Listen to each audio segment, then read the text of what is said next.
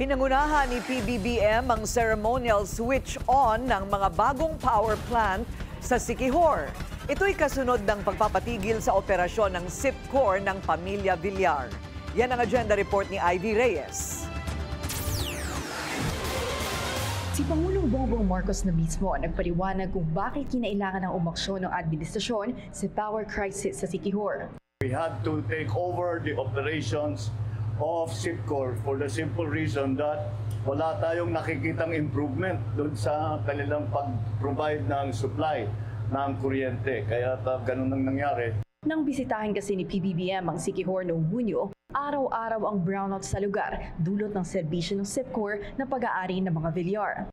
Nauna nang sinabi ng Malacanang na maraming depekto ang SIPCOR. Ilan dito ang mga delayed procurement, expired certificates of compliance at ang mga generator set na nag-ooperate kahit walang permit. Ayon sa Pangulo, ito ang dahilan ng revocation of license ng SIPCOR nitong Agosto. Yung isang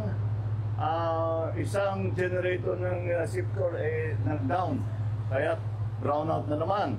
Kaya ang remedyo tayo at kagaya ng briefing sa atin ay kung saan kinuha ang mga generator para buuhin ang power supply dito sa Siquijor.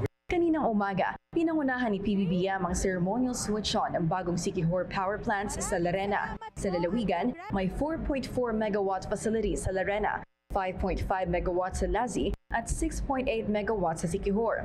Ngayon, ang Sebeco o Cebu Electric Cooperative, ang partner supplier ng National Electrification Board at Province of Siquijor Electric Cooperative o Procelco sa pagbibigay kuryente sa Siquijor. Para sa agenda, Ivy Reyes, Billionaire News Channel.